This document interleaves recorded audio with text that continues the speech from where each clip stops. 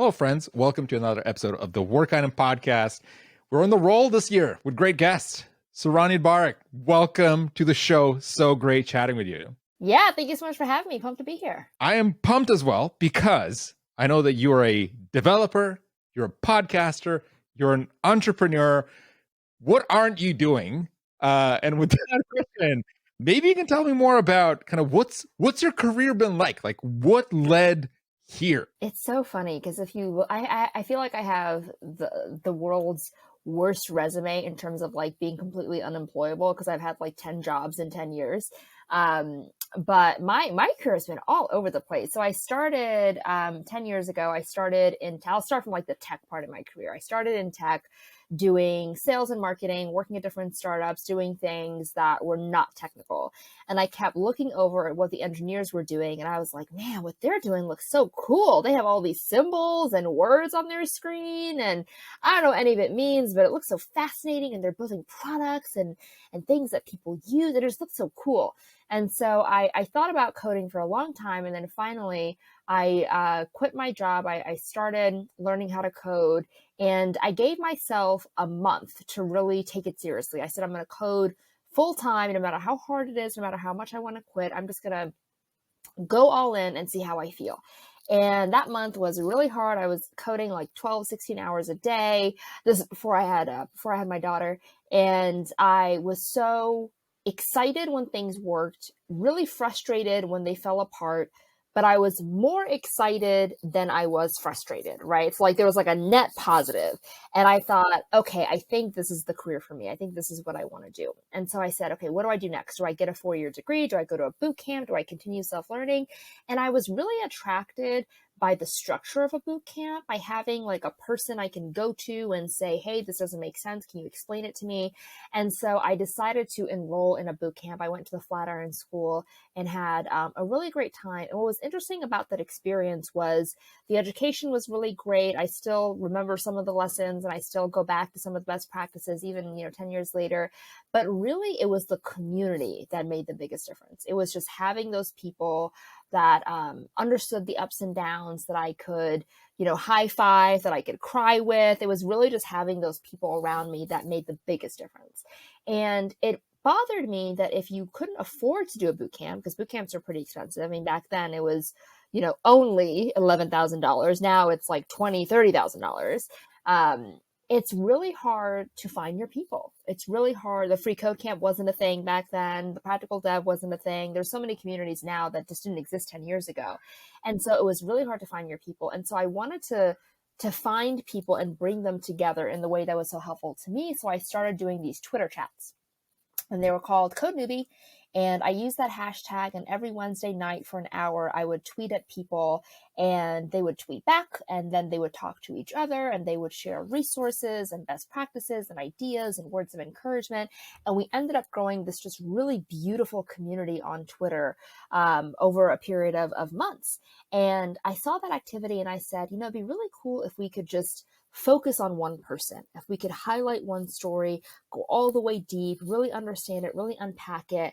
And I thought, what's the best medium for that? Like what platform works well? And I thought podcasting, bring guests on and interview them and get to dig into all their little parts of their stories, all the little corners of their journey.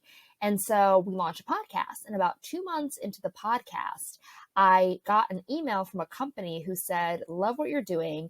We'll give you $200 if you run an ad on your show. And I was like, wait, what? I can I can make money from this? And that was really the first time I started thinking of Code Newbie as more than just like this fun side project. I thought this could be like a business. This could be a sustainable, company. And so I started to take it more seriously after that, as a business, as an entrepreneur. And I ended up building up a couple podcasts. We did an annual conference called Codeland. We kept doing the Twitter chats, of course. We had meetups. We had a newsletter. We had all these different things. And I ran it on the side for 3 years. And then I had just enough traction and was making enough money to do it full time, did it full time for another 3 years, and then sold it in 2019. So it got acquired by Dev, the creators of the Practical Developer, a couple years back. And by the time that I had sold Code Newbie, I was done. I was very ready to move on. I was like, okay, I've given this my good run. I've put my all into it. I'm ready for a new challenge, new horizon. And I was honestly really over being an entrepreneur. I was very excited to just have someone tell me what to do and just give me a salary and just know that as long as I did the work, I was going to get paid and not have to stress about like revenue and did the sponsors pay on time and did I book enough ahead? I just didn't want to have to worry about that anymore. And so I decided that I would rather stay on the business side of things rather than getting back into coding. And so I decided to go to business school. And I got into Columbia. I was very excited about that. And I think it was like 6 months into the program, I took this entrepreneurship class because I was very curious about the Ivy League and how does an Ivy League school teach entrepreneurship? And I wanted to kind of compare it to my own journey. Like what secrets did they have that I didn't know about? And part of the program was you have to come up with an idea and you have to market it, do a business plan, pitch deck, do the whole thing. And I came up with this idea to sell audio courses. I've been in, podcasting for a number of years, so audio courses made sense. And I ended up getting really excited about the idea. And so after the class was over, I actually launched it and I did a pre-order and I wanted to validate it and see if people liked it, if people would pay for it. So I had this pre-order and in, I think it was about 3 weeks, we generated over $10,000 in revenue from a product that didn't exist. And I thought, amazing, that's great validation. That's great, early traction that people care about what I'm doing. So let's do this. Let's make this a real thing. And so I jumped right back into entrepreneurship again. And I said, okay, I need to hire producers to make the content. I need to hire developers to build the app. So let me go out and raise some money because I need some capital. I went out and I tried to raise $500,000. And in 2 months, I had commitments of over 3.4 million. And with such a high raise, obviously you're expected to give up quite a bit of equity. So I didn't take the full 3.4. I ended up taking a little over 2 million. And then we got to work, hired a couple producers, hired a couple developers, launched the product, was really excited. And once it went live, it was crickets. No one logged in, no one hit play. I mean, a few people did, but basically no one did. And it was confusing because I think maybe a third of our users were subscribers. They were paying me every month and no one was canceling. They just weren't actually using the product. And so I went back to my users and I did a bunch of user interviews and I said, tell me what's going on? Why haven't you canceled, but you're not using it? So there's some interest, but there's not enough interest. What's going on? And I interviewed dozens of our users and it basically turned out that we were an aspirational purchase. We were like the book, we're like the Udemy classes that you never take, right? They're on sale. You buy them, you collect them, but you never actually start that first lesson. It's the gym membership. You say you're going to go every week, but you don't quite make it out there. And we were a nice idea for people, but we weren't solving a problem. We weren't solving a pain point, and there just wasn't a need for us in their lives. We didn't fit into their daily routine. And once I realized that, I went back to my investors and I said, I don't think this idea is going to work because if people aren't even logging in, they're not going to tell their friends. They're not going to share it. And there's not going to be word of mouth. And I said, but I've only spent a little bit of the money. I would love to pivot and see if I can get something else to work. And I pivoted and I tried so many different ideas. I tried so many different products across a range of industries. I did so many things and 3 years passed and I still had nothing to show for it. And it was an extremely painful 3 years and it was a frustrating 3 years. And luckily my investors, stuck with me and I wasn't burning a lot of capital, which I'm very proud of. I had most of the money that I had raised, but I wasn't moving forward. I was still in the starting blocks. I couldn't validate I didn't come up with an idea that was validated. And finally, I was feeling really stuck. This was literally a couple months ago. And I decided to just return the capital. I said, of the 2.1, I have 1.6 after 3 years, which is unheard of. And so I said, let me just do the responsible thing. Let me just go back to my investors and let me just take a break. Maybe I'll come back to entrepreneurship at a later time when an idea strikes me, right? I felt like I was trying to force it and I just couldn't force it. And so I said, okay, what am I going to do if I'm no longer a founder, if I'm no longer an entrepreneur? who am I? What am I doing? And I was thinking, do I get a job? And I looked at some job boards, and honestly, nothing really stuck. And I just couldn't see myself being a happy employee, and I didn't feel very employable. And I thought maybe I can pull together income from different streams of revenue, right? Maybe I can do a little bit of consulting over here, do more speaking over there, I'd started a newsletter called Not a Designer, which is all about design education for developers, because I'm not a designer and I want to be a better designer. So it's my way of kind of learning and teaching at the same time. And I thought maybe that can make some money. Maybe I can get some sponsors, maybe write a course or two. And so I was thinking about all these ways to kind of pull together different streams of income.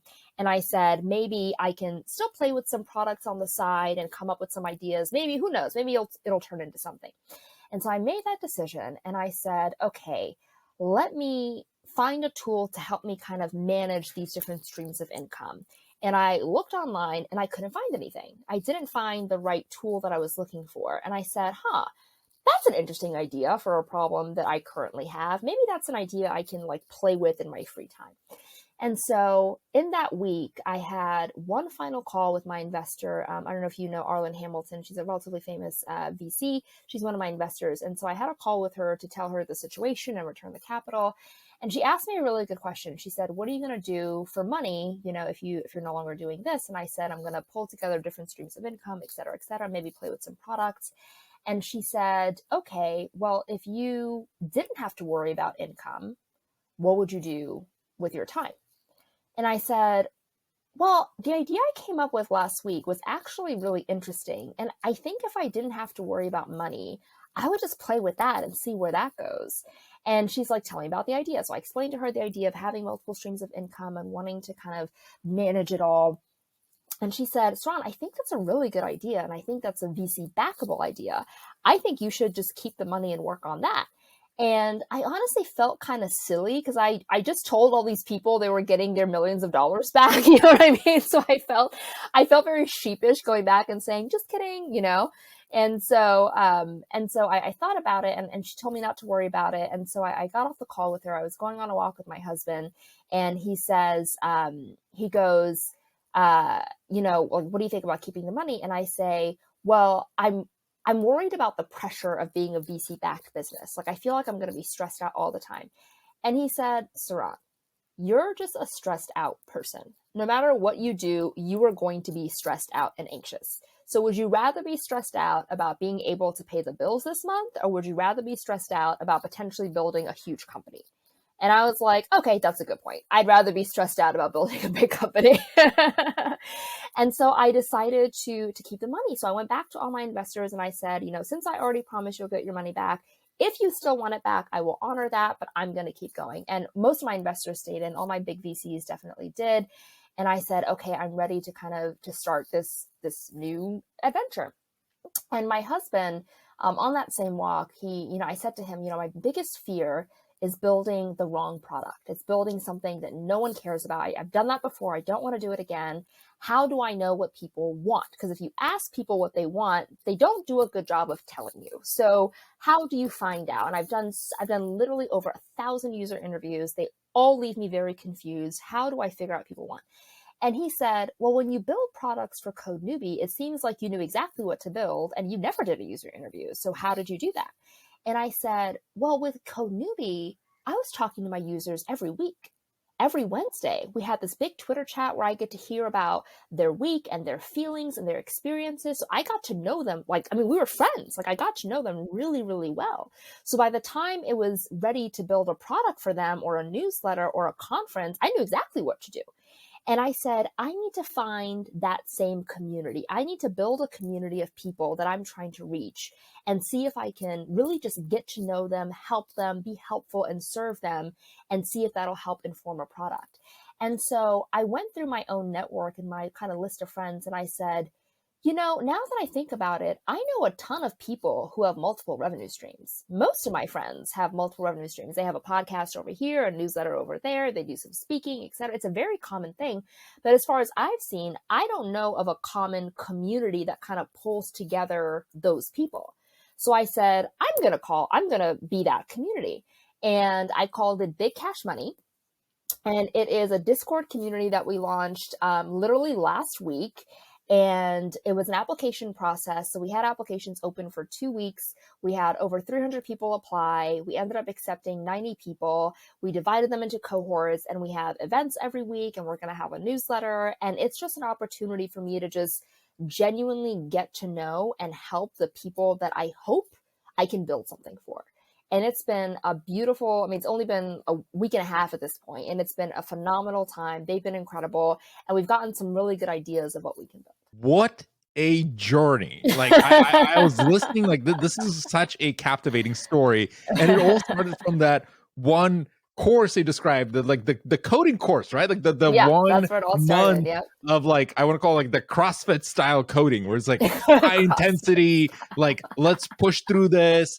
And you kind of stuck it out all the way to kind of becoming what you described, basically like as a, not only all the things that I mentioned at the beginning, like the developer, podcaster, entrepreneur, you also became a good product manager, because now you have to like understand customer problems and do customer interviews and kind of extract these ideas. And this is just a very unique amalgamation of skills that I feel like it's very, how would I put this? It's very hard to be good at all of them, and yet you're showing up excelling at them. Like, what's your recipe for kind of building out that skill set and then applying it? I have been forced to do all the jobs for a really long time. So for Code Newbie, when I was doing it on the side, I couldn't afford to hire anybody, right? So I had to learn how to design. I had to learn how to write. I mean, luckily for podcasting, that came a little bit more easily because I had a bit of a journalism background. I previously worked at NPR, so I was pretty comfortable doing interviews. So that was okay, but I still had to learn how to edit interviews. I wasn't editing at NPR. I was only editorial. So I had to learn the software, learn about mics. So it really came out of being too broke to hire people who could do a better job. I had to learn how to do everything myself. That was really the main thing.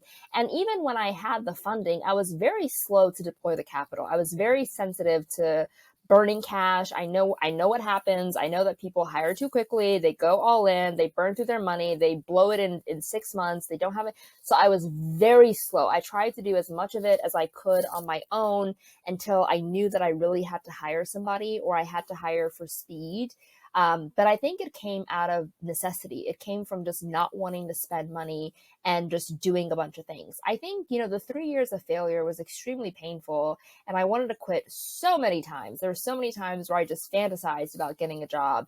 And, but I do think that was 3 years of dozens of landing pages, literally over 1,000 user interviews. I have so many recordings of user interviews, so much product feedback. And I think it was just really good practice, right? It was very frustrating practice, but it was just really good practice. So now when I do a user interview, my feelings never get hurt anymore. Like I'm very okay when people don't know what the product is, but I also have gotten a better sense of when a product connects, and what it feels like. And I've gotten a better sense of, this product is too complicated and people aren't getting it. I think it all comes with just a lot of failure and a lot of doing things yourself because you're too broke to hire anyone else to do it. Yeah. And in this case, it seems like it basically stems from necessity.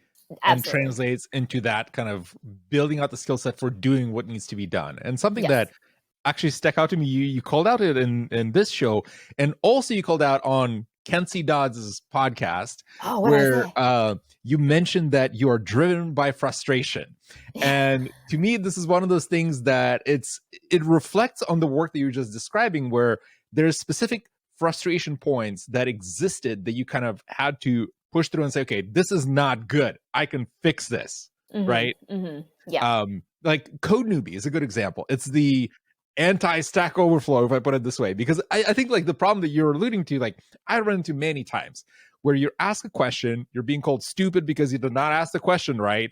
And it's like, I'm just trying to learn. Like, I don't know. Like I'm new to this, right? Like, oh, you did not use the right tags, closed.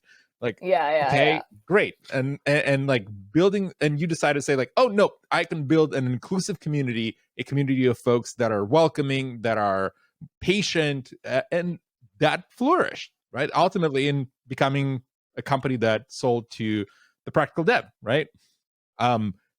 in that regard, like when you were kind of thinking about solving these needs driven by, I don't want to say like frustration with existing solutions, um, what helped you kind of keep pushing through despite the fact that maybe there's folks that are saying like, hey, you're building another community, right? Like there's many of them. What's really interesting about Code Newbie is there really wasn't a lot of communities. I feel like I started that at such a great time because it was right when boot camps were pretty popular, learning to code was really popular, startups were booming, but people were still kind of mean. Like tech was still kind of exclusive and there was a lot of gatekeeping.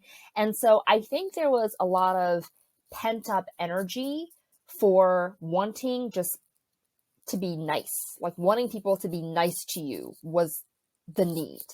And I came along and I said, you can be nice here and I'll be nice back.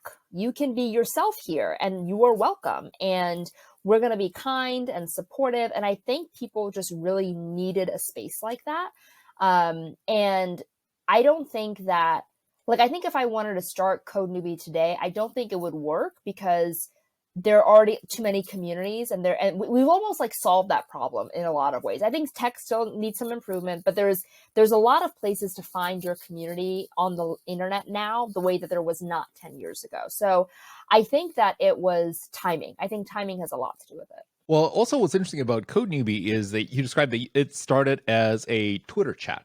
And so it's probably the rawest form of an MVP, the minimum viable product for folks listening to this, as you can, right? It's a Twitter chat. You did not really build a website or anything like that. You started with building that core of the community from a public source that then grew into product. Yeah, absolutely. In your product journey, when you kind of approach things like, Big Cash Money 2024. I love the name, by the way. This is a fantastic choice.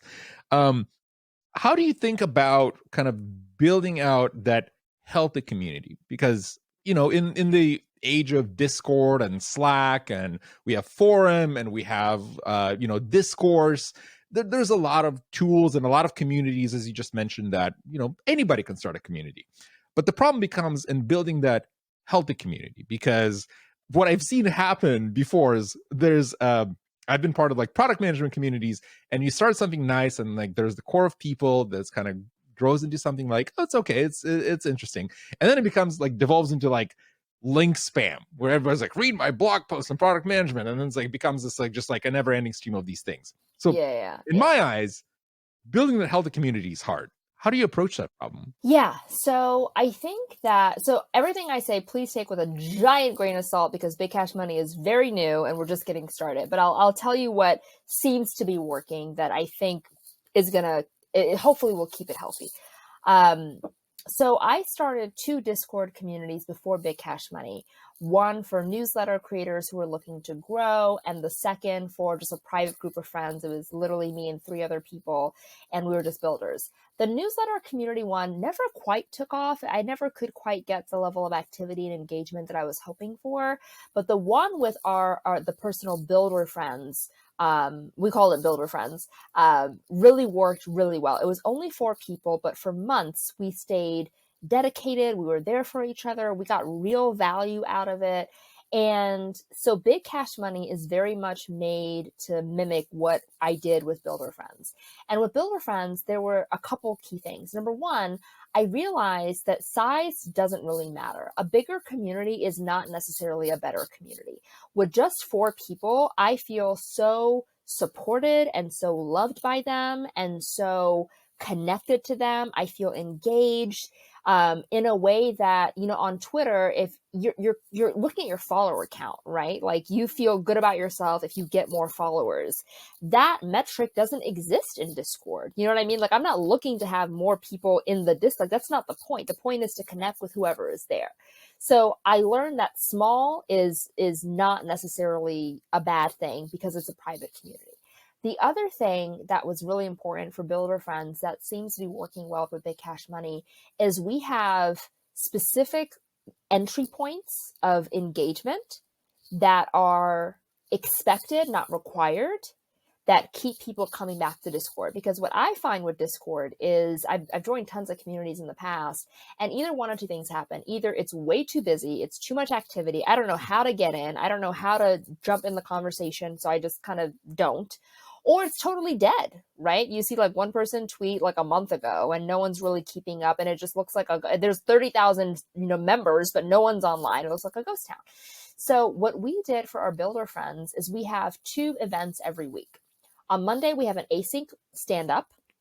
So you post what your goals are for the week at any time during the day, and the expectation is that people respond to other people's posts. And on Fridays, we meet synchronously at 2 p.m. for half an hour, and we essentially do a Twitter chat. We call it Friday Feelings. And the goal is we don't do like updates on goals or progress. We do updates on how we feel. So that's an opportunity to just be honest, be vulnerable, be open, share what's really going on, all the stuff that you can't say on Twitter, you can't say on LinkedIn, you can't, tell your mom about because she doesn't know what you're doing with your life, like all those things. That's a safe place for us to just be who we are and bring our whole selves. So what that does is it gives you an opportunity to be authentic. But it also means you don't have to keep up with Discord on a daily basis. You don't have to always be in. You can just come in on Monday, be absent the rest of the week, come in on Friday, and you have these entry points into the community twice a week. So you have these moments of connection. And I think that's a much more sustainable way to be a member than to feel like, oh, snap, I got to be in Discord every single day and I have to keep up with it. It gives you just like a nice pacing. So those are the main things. And I think the third thing I'll mention is I think Discord and just communities in general work much better if you're on a common mission, right? For builder friends, we're all builders. We're all trying to build some type of product, a book, a course. We're trying to build something, and we feel very alone. It's very lonely. It's very hard. And we are on this mission together. Same thing with Big Cash Money. We are all on a mission to make more money. And we're doing that in a way that usually our friends don't understand, our family doesn't really get. We're doing something that's a little bit off the beaten path. And it's exciting, but it's very lonely. And so we're on this journey together. So I think those are the things. I think that the absence of metrics is really important. The size, making it smaller, I think is just fine. Having those on-ramps and being on a mission together. I think those are what help a community really be strong. What I find interesting about this is there's this kind of intentional exclusivity, I want to say, where I think a lot of communities, when they grow too fast, too much, it becomes this chaos of things where people don't necessarily trust each other. I want to say, to an extent, right? Because you don't have that sense of this is a local community, more like, hey, this is a public forum, like I better watch what I say. Versus when you have the kind of limited group and you can say, I can feel more honest, I can feel more transparent with this community, right? 100%. And that was a really important decision because our cohorts are 35, maybe 36 people per cohort. So we have 90 people total, but it's divided into 3 groups. And so, and what we're going to do actually tonight, I need to send out an email, is we have a directory of members. So you can see who's in your cohort, you can find them, you can follow them, etc. And it is a really great way of just feeling connected with people. I think it's the connection that's important, not the volume. And also the quality of the connection you're describing it's very high quality, right? Because you can have a lot of communities that you're a member of, but think of the last, Slack or Discord that you joined where there's thousands of members. Like, what kind of level of connection do you think you've built with the members there versus somebody when you're like, oh yeah, I talked to Saron last week, and you kind of like build that relationship of like, okay, I trust you to truly help me, to your point about the mission of why we're doing this together. Yep, 100%. I really, really, really admire kind of that framing and the intentionality of staying small, because again, in modern days, it seems like everything is about like, let's blow up as fast as possible and as quickly, like, and that comes with its own set of problems. 100%. In your career, so you've done kind of quite a bit of work, and something that stood out to me as you called out is that you were part of a boot camp. And this is a bit of a topic that some people, especially in the tech industry, that's kind of there's this gatekeeping, the unhealthy aspect of like, oh, boot camps, like it's not a 4-year degree. And yet here you are succeeding, doing excellent work. How was your boot camp experience? Like, what was that like? It was great. It was, I believe it was 4 months. And it was a great education. I feel like it was really solid. I mean, I do think that boot camps, because they're so short, are limited in how much you can learn there, right? So much learning happened after the fact. So much learning happened on the job, in my own time. I was an apprentice for a short time. So there's a lot of learning that I got through mentorship. So I think that there's just a lot of information to take in that a boot camp can't give you everything. I do think that longer boot camps in general do a better job. The ones that are 6 months or a year, the ones that are like 8 weeks, like there's no way you can learn enough in 8 weeks. Like that's just bananas. But overall, it was a very positive experience. Yeah, I learned a ton. And so it also adds that factor of structured learning, right? Where Yes. you kind of have more or less like a let's say like a guided tour into the field Exactly. versus kind of navigating it yourself. The most useful part of it, besides just, I mean, my teacher was Avi Flombaum, who's a phenomenal teacher, one of the best teachers I ever had. But the other benefit was Avi was really good at saying, we're going to spend this amount of time on databases. Don't spend any more. You know what I mean? Because when you're learning on your own, it's hard to find out, am I done? You know, like am I done learning about relational databases? Like, can I move on? Do I need to keep going? Like, it's hard for you to judge how much information you've retained or gathered or how important something is. So you can just waste a lot of time. To me, boot camps are really about efficiency.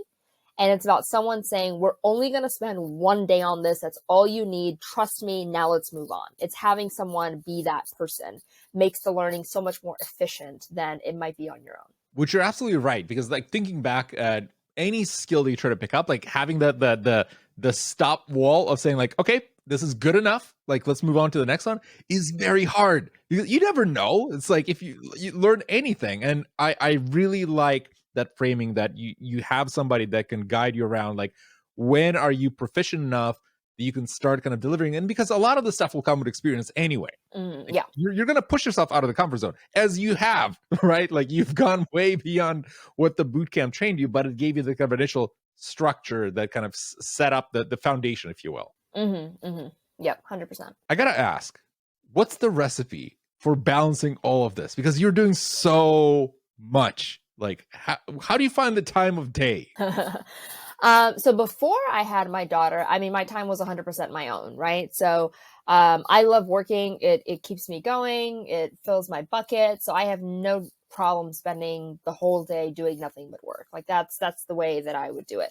Now that I have a daughter, my priorities are definitely different. But the way I'm still able to be productive is that we have a nanny. Like it's really just that simple. We have someone that we hire to take care of our child, and she does a great job. And I swear my daughter has a more exciting life than I do, because she's always going out to the zoo and the museum and the park, and just she's just going all about town, having a grand old time. But essentially we pay for that, right? Like we pay to get time back. That's really the equation. And so my husband is also an entrepreneur. He's co-founder of the Storygraph, which is a book tracking app. It's the #1 competitor to Goodreads. And so he's just as busy as I am. And so we're able to be productive because we pay someone to help us with childcare. And that's what we decided to do. Again, back to the point of intentionality. You have that intentional saying, like, we value our time.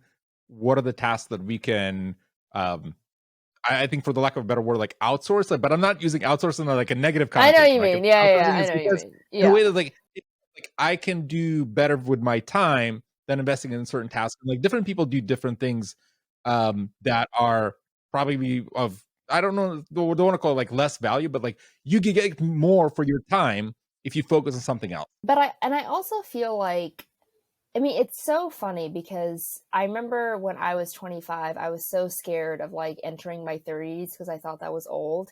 And I'm 35 now, and it's really funny because I would never want to be 25 again. I don't know how old you are, so hopefully I'm not insulting you. I'm in my 30s, so yeah. Okay, cool. Like I would never want to be in my 20s again. Like the amount of time I wasted being inefficient, being anxious, like being unskilled. Like, I don't need to do that again, you know? And I think that part of getting older and having just tried so many things is I'm so much faster at stuff, you know? Like, I'm just like for example, I did a prototype, like a wireframe for a product, and something that would have taken me a week to like fiddle with and try out and play with, I think I did it in under 2 hours. Like, under 2 hours, I had a fully designed, beautiful prototype that I showed people and they loved it. And like, that would have taken me so much longer a couple years back, you know? So I think part of being productive is just being older and just knowing how to get stuff done. And just having done things before and knowing what tools to use, knowing like having little playbooks for things is just so much easier, you know, when you've done it like 100 times before. Personal skill set, and then knowing what your bar is for what can I do and what can somebody else do. Because I also think that now that you mentioned kind of the age factor too, like looking back in my early 20s, like there's a lot of stuff, like, as you called out at the very beginning when you were describing your work on like Code Newbies, because like I'm the only one that can do this anyway. I kind of have to. I don't have the money to hire people. Like, I don't have the resources, even if I wanted to. But as you kind of progress further in your career, your entrepreneurship journey, like certain doors start opening up. And then as these doors open up, you start taking advantage of those opportunities, because like now I actually can afford to hire somebody to look after my child. I can hire somebody to go take care of the lawn, so I don't spend like 3 hours cutting grass outside when I could be instead building my company. It's kind of an interesting transition, and especially that's why I like the idea of what you're describing as like big cash monies, because like so many things open up because of that financial opportunity. They you know, the people want to monetize a lot of things, but keeping track of all of it in different ways is complicated.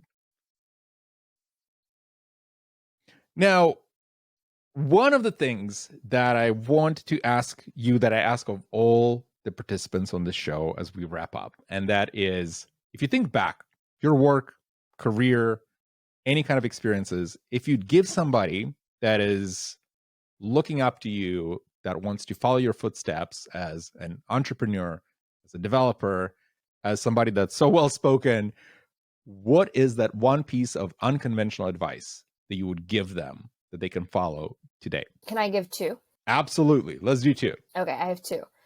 I think that money is one of the most important things in life. I think it is relationships, health, and money. And if you have money, you probably have better relationships and you have better health. And the thing that really made the difference in me being able to have the career I had is that my husband and I were very diligent about saving our money and investing our money and living below our means for a really long time. And then after that, when my company was acquired, that gave us another little boost of income. And so we were able to stay in the game for longer because we could financially afford to do that. And I don't think we talk about that enough. Like, so much about entrepreneurship is being able to manage money, whether it's your company's money or your personal income, long enough to stay in the game. I had to fail for 3 years before I finally feel like I'm on the right track. And even now, it could still end up a failure, right? Like, we're just getting started. I don't know what's going to happen, but I feel like I'm onto something. But it took a really long time to get there. And the only reason I'm still around is because I was really good at managing my personal finances and I was really good at managing my company finances. And so being good at money, living below your means for as long as you possibly can, saving money for as long as you can, investing your money, and I'm a big fan of index funds. I think those things make a huge difference in you being able to stay in the game long enough for the game to win the game, right? And I think that just as important as that is managing your emotional runway. I would never like recommend entrepreneurship as a career path because it sucks and it's really hard and it's really painful and it's so frustrating. But if you must build a product, if you must build a business, it is really important to figure out how you're going to manage your feelings, because you're going to feel like a failure. You're going to feel confused. I felt so confused all the time. You're going to feel depressed. You're going to feel anxious. And so you have to figure out how you're going to manage that. Does that look like therapy? Does that mean you get a career coach? Does that mean you have an accountability buddy? Does that mean you have a friend that you meet with? I have 2 meetings with 2 of my best friends that I've had where we meet every week to talk about our lives and our careers. And I've had them for 10 years. It's a standing meeting on my calendar for 10 years. And so is that what you do? Do you have a standing meeting with a close friend? Do you join an online founder group? Like, where are you getting your emotional runway? Because when things get hard, when you want to quit, what is going to keep you going? What is going to help you stay in the game? So managing your money and managing your emotions are extremely crucial in doing anything that is hard. And that is hands down very unconventional advice, because one of the things that I gotta be honest, like talking about money, for some reason, it feels like a very taboo subject Yeah, in a yeah, lot of yeah. communities. Like people don't like the moment you start talking about salaries or like how do you manage? It's like, oh, hush, hush, like Yeah, like yeah. let's not. And it's an extremely important thing because like the things you learn about money, as you said, like they ripple through the rest of your life. Like you can't like I mean, look around us. Like everything costs money. Everything like the more money you have, the more freedom you get, right? And I think more people should kind of follow the advice of what you just described of one, being good with money, but also being open, having these conversations. Because where else are you going to learn about it? To me, it was really telling. So again, we had over 300 people apply in just 2 weeks for Big Cash Money. We accepted 90 people, and we had an onboarding survey, and we asked people a bunch of questions. And one of the questions we asked people was, can we publicize that you are a part of the community? Can we like share that you're part of Big Cash Money? And most people said yes, but a good number of people said no.